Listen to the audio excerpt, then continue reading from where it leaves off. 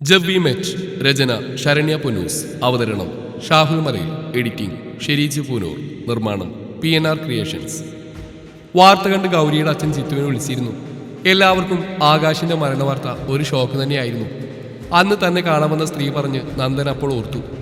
ഒരുപക്ഷെ ഗൗരിയുടെ ഇഷ്ടക്കേട് വകവെക്കാതെ അവളെ ആകാശിനെ കൊണ്ട് വിവാഹം കഴിപ്പിച്ചിരുന്നെങ്കിൽ തൻ്റെ മകളിൽ നിന്ന് വിധവയായനെ എന്ന ചിന്ത അയാളുടെ മനസ്സിനെ മുറിവേൽപ്പിച്ചു.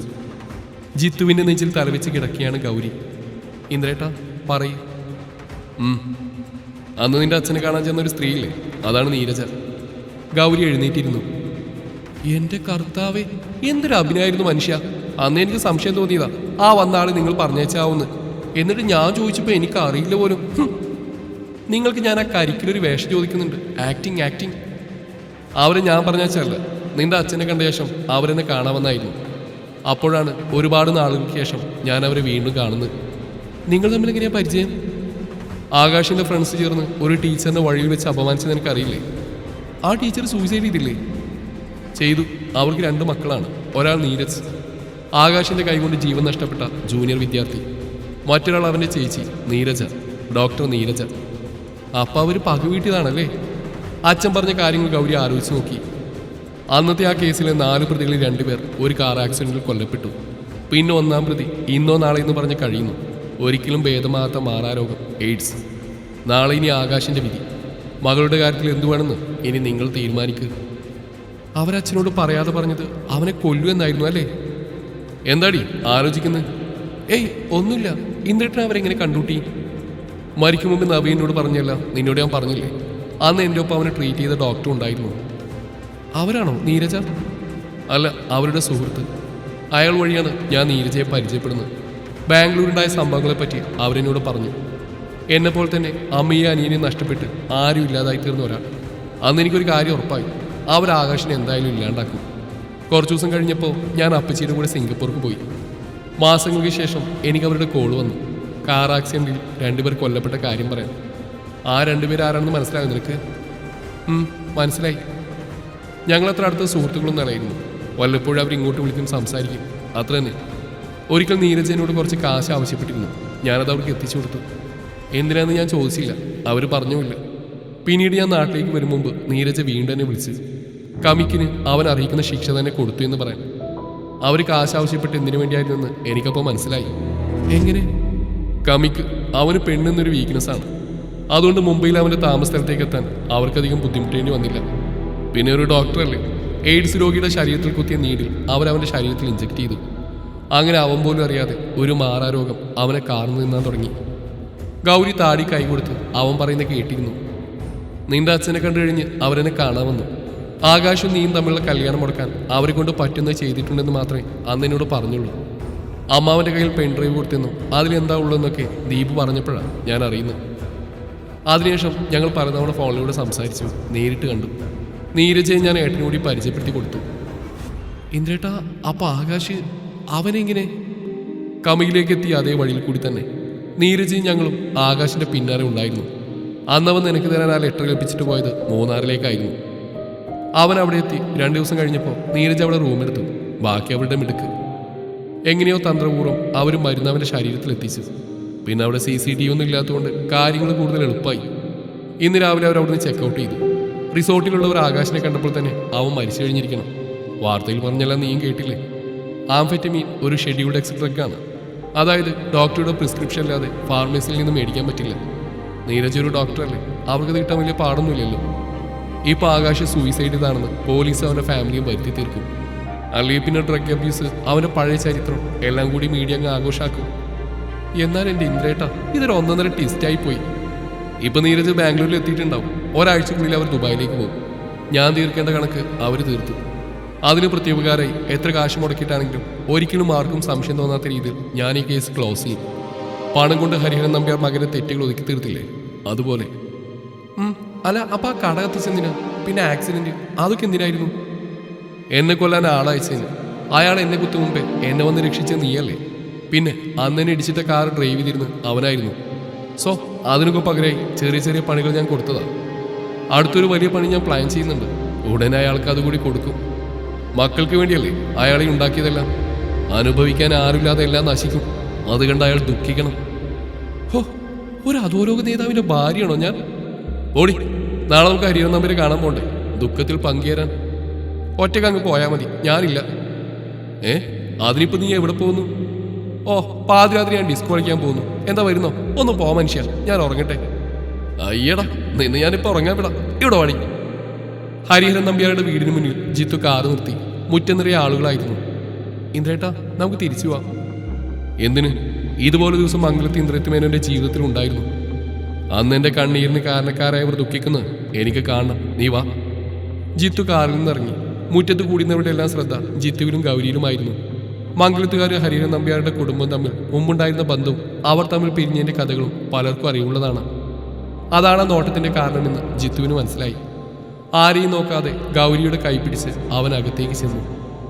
ആകെ തകർന്നുള്ള ഹരിഹരൻ നമ്പ്യാരുടെ ഇരിപ്പ് കണ്ടപ്പോൾ ജിത്തുവിന് ചിരിയാണ് വന്ന്. അവൻ അയാളെ പുച്ഛത്തോടെ നോക്കി. ജിത്തുവിനെയും ഗൗരിയെയും അവിടെ ഒട്ടും പ്രതീക്ഷിച്ചിരുന്നില്ല എന്നത് അവരുടെ എല്ലാ മുഖഭാവത്തിൽ നിന്ന് തന്നെ രണ്ടുപേർക്കും ബോധ്യമായി. ആര്യ അവനൊന്നും നോക്കുകൂടി ചെയ്തില്ല. ആകാശിന്റെ അമ്മയുടെ കരഞ്ഞു തളർന്നുള്ള ഇരിപ്പ് കണ്ടപ്പോൾ ജിത്തുവിന് വേദന തോന്നി. അവൻ അവരുടെ അടുത്ത് പോയിരുന്നു. അമ്മേ. ജിത്തുവിന്റെ വിളി കേട്ട് ഒരു പൊട്ടിക്കരച്ചിലോടെ അവരവന്റെ നെഞ്ചിലേക്ക് ചാഞ്ഞു. അത് കണ്ടപ്പോൾ ഗൗരിയുടെയും അവിടെ നിന്നിരുന്ന എല്ലാവരുടെയും കണ്ണു നിറഞ്ഞു. കരയില്ലേ അമ്മേ? ജിത്തുമോനെ, എനിക്കറിയാം ഇതെന്റെ മകൻ ചോദിച്ചു വാങ്ങിയ ശിക്ഷയാണ്. അവന്റെ തെറ്റുകൾ ഞാൻ ചൂണ്ടിക്കാട്ടിയപ്പോഴൊക്കെ ഞാൻ അവന്റെ ശത്രുവായി. എല്ലാത്തിനും കൂടി നിൽക്കുന്ന അവന്റെ അച്ഛൻ പറയുന്നത് മാത്രമായിരുന്നു അവന് വേദവാക്യം. ഗൗരി നീ തമ്മിൽ യുവാൻ കഴിഞ്ഞു എന്നറിഞ്ഞ ദിവസം അവൻ ഇവിടെ കിടന്ന് കുറെ ബഹളം ഉണ്ടാക്കി. അന്നേ ഞാൻ പറഞ്ഞതാ, ഗൗരി നിനക്കുള്ള പെണ്ണല്ല, അവളിപ്പോ മറ്റൊരാളുടെ ഭാര്യയാണ്. ഇനി അവളുടെ കാര്യം ആലോചിക്കരുതെന്നൊക്കെ. പക്ഷെ അവന് വാശിയായിരുന്നു. ആ വാശിക്ക് അവന്റെ അച്ഛനും കൂട്ടുനിന്നു. അവന്റെ മൂട് മാറാൻ മൂന്നാറിലേക്ക് അയച്ചതാ. എന്നാ അവൻ വീണ്ടും പഴയ ജീവിതത്തിലേക്ക് പോയി. ആ ദിവസങ്ങൾ ആഘോഷാക്കി. അവിടെയുള്ളവർ പറഞ്ഞ എന്താണെന്നറിയോ? എല്ലാ ദിവസവും കുടിയും പെണ്ണൊക്കെ ചേർന്ന് അവൻ സ്വയം നശിക്കുമായിരുന്നെന്ന്. അവർ പൊട്ടിക്കരഞ്ഞു. മാലതി, നീ എന്തൊക്കെയാ പറയുന്നത്? ഇതൊക്കെ ഇവനോട് പറയുന്നത് എന്തിനാ? ഹരിഹരൻ നമ്പ്യാർ രോഷാകുലനായി. മിണ്ടരുത് നിങ്ങൾ. എന്റെ മകനെ കൊന്നത് നിങ്ങളാ. അവന്റെ തെറ്റുകളെ പ്രോത്സാഹിപ്പിച്ച് അവനെ മരണത്തിലേക്ക് തള്ളിവിട്ട് നിങ്ങൾ ഒറ്റ ഒരാളാ. പിന്നെ ഈ നിൽക്കുന്ന അവന്റെ ചേച്ചിയും. എനിക്കറിയാം എന്റെ കുഞ്ഞിന്റെ മരണം ആത്മഹത്യയില്ല. ബാംഗ്ലൂരിൽ അവര് ആ പഴയ ജീവിതത്തിലേക്ക് അവൻ വീണ്ടും തിരികെ പോകാൻ ശ്രമിച്ചതാണ്. എവിടെയൊന്നും പാളി. എന്റെ മോനൊരിക്കലും ചെയ്യാൻ പാടില്ലാത്തൊരു തെറ്റ് ചെയ്തു. അന്ന് ആ പയ്യന്റെ അമ്മൊഴുക്കി കണ്ണീന്റെ ഫലാവും ഇന്ന് ഞാൻ ഈ അനുഭവിക്കുന്നത് അല്ലേ മോനെ? ജിത്തു അവരുടെ കയ്യിൽ മുറുകെ പിടിച്ചു. നിനക്ക് ഈ കുടുംബത്തോട് ദേഷ്യാണെന്ന് എനിക്കറിയാം. എന്റെ മകളും ഭർത്താവും ചേർന്ന് അത്രമാത്രം നിന്നെ വേദനിപ്പിച്ചിട്ടുണ്ട്. ചെയ്യുന്നൊന്നും നല്ലതല്ല, നിന്നെ ചതിക്കരുതെന്ന കാര്യോട് ഞാൻ പറഞ്ഞതാ. പക്ഷെ അവൾക്ക് അവളുടെ അച്ഛനായിരുന്നല്ല. ഈ വീട്ടിൽ ഞാൻ എല്ലാത്തിനും ഒരു കാഴ്ചക്കാരി മാത്രമായിരുന്നു. ഇനി പഴയ കാര്യങ്ങൾ പറഞ്ഞിട്ട് എന്താ കാര്യം? ജിത്തുമോനെ, ഒരു തവണ കൂടി എന്നെ അമ്മയെന്ന് വിളിക്കോ? ഇനി അങ്ങനെ വിളിക്കാൻ എനിക്കെന്റെ ആകാശമില്ല. ജിത്തു അമ്മയെന്ന് വിളിച്ച് അവരെ ചേർത്ത് പിടിച്ചു. കുറച്ചു കഴിഞ്ഞ് അവർ രണ്ടുപേരും അവിടെ നിന്ന് ഇറങ്ങി. ജിത്തുവിന്റെ കണ്ണു നിറഞ്ഞ് ഗൗരി ശ്രദ്ധിച്ചിരുന്നു. കാറിൽ കയറിയ ശേഷം ജിത്തു ഒന്നും മിണ്ടിയില്ല. കുറച്ചു ദൂരം മുന്നോട്ട് പോയ ശേഷം അവൻ കാറ് സൈഡാക്കി. ഗൗരി ഒന്നും ചോദിച്ചില്ല. രണ്ടുപേരും അല്പസമയം മിണ്ടാതിരുന്നു.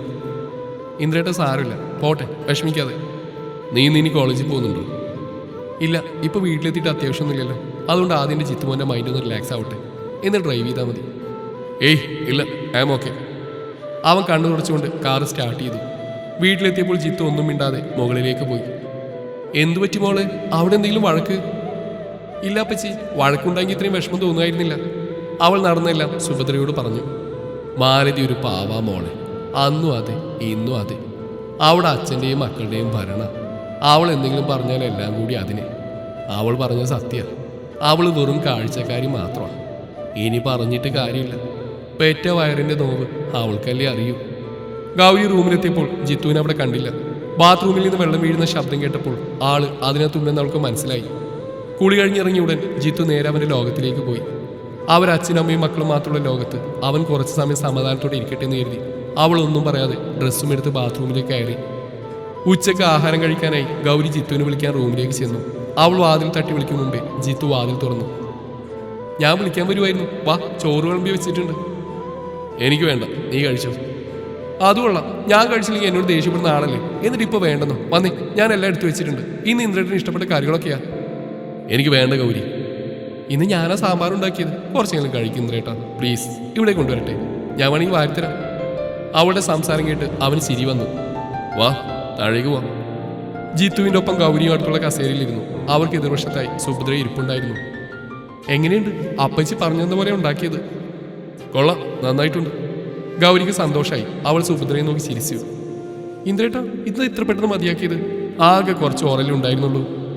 ജിത്തൂട്ടാ, നീ അവളുടെ പരിപാടി തുടങ്ങിയോ? മുഴുവൻ കഴിക്കും മോനെ. നീയല്ലേ പറഞ്ഞ് വാരിത്തരാന്ന്? ഗൗരി ജിത്തുവിനെയും സുഭദ്രയും മാറി മാറി നോക്കി. വാരി തന്നാ കഴിക്കാം. സുഭദ്ര പതിയെ പ്ലേറ്റും എടുത്ത് സോഫയിലേക്ക് മാറിയിരുന്നു. അത് കണ്ട് രണ്ടുപേരും പരസ്പരം നോക്കി ചിരിച്ചു. അതേ ചിരിയോടെ തന്നെ ഗൗരി ജിത്തുവിന് ചോറ് വായിൽ വെച്ച് കൊടുത്തു. ഗൗരിയുടെ മടിയിൽ തലവെച്ച് കിടക്കുകയാണ് ജിത്തു. അവളവൻ്റെ മുടിയിഴകളിലൂടെ വിരലോടിച്ച് മേലെ തല മസാജ് ചെയ്ത് കൊടുത്തുകൊണ്ടിരുന്നു. ഗൗരി, ഞാനൊരു കാര്യം ചോദിക്കട്ടെ? എന്താ ഇന്ദ്രേട്ടാ? ചെയ്തത് തെറ്റായിപ്പോയോ? ഗൗരി ഒരു നിമിഷം സൈലൻ്റായി. ഇല്ല, എനിക്കങ്ങനെ തോന്നുന്നില്ല. പിന്നെ ആ ആൻറ്റിയുടെ സങ്കടം കണ്ടപ്പോൾ എനിക്ക് വിഷമം തോന്നി. എങ്കിലും ഇന്ദ്രേട്ടനോട് നീരജയുടെ അവനവൻ്റെ അച്ഛനും ചെയ്ത തെറ്റുകൾ അത്രയൊന്നും വരില്ലല്ലോ. പാവ നീരജ. ആദ്യം അമ്മ, അത് കഴിഞ്ഞ് അനിയൻ. ഒരേ വ്യക്തി കാരണം. ഇതിലിപ്പോൾ ഇന്ദ്രേട്ടൊന്നും ചെയ്തില്ലല്ലോ. നീരജയെ സഹായിച്ചു എന്ന് മാത്രം. ഇന്ദ്രേട്ടൻ്റെ സഹായം ഇല്ലായിരുന്നെങ്കിലും അവരവനെ കൊല്ലുമായിരുന്നു. നമ്മൾ ഒരുപാട് സ്നേഹിക്കുന്ന ആൾ നമ്മളെ വിട്ടുപോകുമ്പോഴുള്ള സങ്കടം എത്രമാത്രമാണെന്ന് ഇപ്പം അയാൾക്ക് മനസ്സിലായിട്ടുണ്ടാവും. ഇന്ദ്രേട്ടൻ വെറുതെ ഓരോ ചിന്തിച്ചു വിട്ടണ്ട. കഴിഞ്ഞത് കഴിഞ്ഞു. അവൾ അവൻ്റെ നെറ്റിൽ ചുണ്ടിയേർത്തു. പിറ്റേന്ന് ക്ലാസ് കഴിഞ്ഞ് ഗൗരി നീതും കോളേജിന് മുന്നിൽ ജിത്തുവിനെ കാത്തു നിൽക്കുമായിരുന്നു. Wedding purchase. രണ്ടാളെയും ജിത്തു വന്ന് പിക്ക് ചെയ്തോളാമെന്ന് നേരത്തെ പറഞ്ഞിരുന്നു. ആർട്സ് കോളേജിൽ 2 പയ്യന്മാർ ബൈക്കിൽ അങ്ങോട്ടും ഇങ്ങോട്ടും കിടന്ന് കറങ്ങുന്നുണ്ട്. നീതുവിനും ഗൗരിക്കും ചിരി വന്നു. എടി, ഇത് അവന്മാരല്ലേ അന്ന് ബൈക്കിൽ നമ്മുടെ പുറകെ വന്നിട്ട് പോലീസ് ജീപ്പ് കണ്ട് മുങ്ങിയന്മാർ? അതെ, അവന്മാർ തന്നെ. പ്രപ്പോസലെങ്ങാനും ആണ് നീതൂസേ. ഈശ്വര, എന്നെ ആയിരിക്കണേ. നീതുവിന്റെ പ്രാർത്ഥന കേട്ട് ഗൗരിയുടെ കണ്ണു തള്ളി. നീ ഇങ്ങനെ നോക്കണ്ട. CI വിനോദ് കെട്ടാൻ പോകുന്ന പെണ്ണാണെന്ന് 2 പഞ്ച് ഡയലോഗ് അടിക്കാനാ. വാവ് വാവ്, സിംഗത്തിൽ അനുഷ്ഠിക്കാവാനുള്ള സൈക്കോളജിക്കൽ മൂവ്. നീ ഒരു കാര്യം മനസ്സിലാക്കണം നീതു. എന്ത്? ആന വാ വിളിക്കുന്ന കണ്ട് അണ്ണാ വാ വിളിക്കരുത്. ബാക്കി ഞാൻ പറയുന്നില്ല, നീ ഊഹിച്ചെടുത്തോ. ഓടി. അതിലൊരാൾ ബൈക്കിൽ നിന്നിറങ്ങി അവരുടെ അടുത്തേക്ക് വന്നു. എന്താ?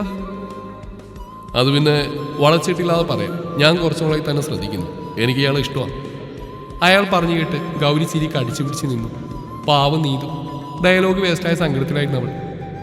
പെട്ടെന്ന് മറുപടി പറയണമെന്നില്ല. ഇയാൾക്ക് ആലോചിക്കാൻ സമയം വേണമെങ്കിൽ അങ്ങനെ ആയിക്കോട്ടെ. എന്നെ പറ്റിയുള്ള എല്ലാം ഈ പേപ്പറിലുണ്ട്. വായിച്ചു നോക്കിയിട്ടൊരു മറുപടി തന്നാൽ മതി. അയ്യോ ചേട്ടാ, മറുപടിയിലായത് വായിച്ചു നോക്കണമെന്നില്ല. എപ്പോഴായാലും എൻ്റെ ആൻസർ നോ എന്നാ. ആ പയ്യൻ്റെ മുഖം മങ്ങി. അതെന്താ, വീട്ടിലെന്തെങ്കിലും പ്രോബ്ലം? ഏയ്, അതൊന്നല്ല. വേറൊരുപാട് കോംപ്ലിക്കേഷൻസ് ഉണ്ട്. ആദ്യം എൻ്റെ കെട്ടിയവനെ സമ്മതിപ്പിക്കണം. പിന്നെ അങ്ങേരെ എന്നെ ഡിവോഴ്സ് ചെയ്യണം. ഓ, എന്തൊക്കെ പരിപാടികളാണ്. ഇനി എങ്ങാനും അങ്ങേരെ എന്നെ ഡിവോഴ്സ് ചെയ്യാമെന്ന് സമ്മതിച്ചാൽ അങ്ങേരെ ഞാൻ കൊല്ലും.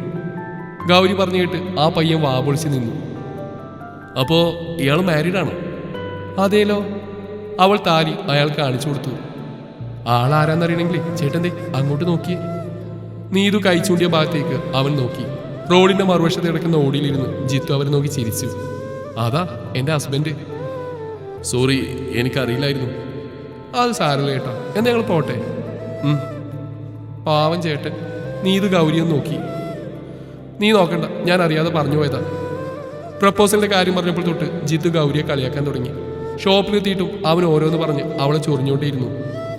പോ മനുഷ്യ, എനിക്കറിയാം നിങ്ങൾക്ക് അസൂയാണെന്ന്. അവർ 3 പേരും നേരെ വെഡ്ഡിംഗ് സെക്ഷനിലേക്ക് പോയി. ചില്ലി റെഡ് കളർ കാഞ്ചീപുരം സാരിയാണ് നീതു കല്യാണത്തിന് വേണ്ടി സെലക്ട് ചെയ്തത്. ഗൗരിയുടെ ഡ്രസ്സ് ജിത്തുവിൻ്റെ സെലക്ഷൻ ആയിരുന്നു. അവൻ അവൾക്ക് വേണ്ടി ലൈറ്റ് ഗ്രീൻ ആൻഡ് പിങ്ക് കോമ്പിനേഷനുള്ള സിമ്പിൾ സിൽക്ക് ലെഹങ്ക സെലക്ട് ചെയ്തു. ഗൗരിക്കും അത് ഒത്തിരി ഇഷ്ടമായി. അത് കഴിഞ്ഞ് നീതുവിൻ്റെയും ഗൗരിയുടെ വക അല്ലറ ചില്ലറ ഷോപ്പിംഗ് കൂടെ ഉണ്ടായിരുന്നു. സ്വന്തം കടയായതുകൊണ്ടും കെട്ടിയോൻ ബില്ല് പേ ചെയ്യുന്നുള്ളതുകൊണ്ടും ഗൗരി പർച്ചേസ് ഒട്ടും കുറച്ചില്ല.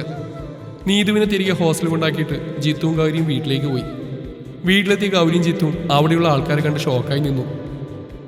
തുടരും ഈ കഥയുടെ ബാക്കി ഭാഗം നാളെ ഇതേ സമയം.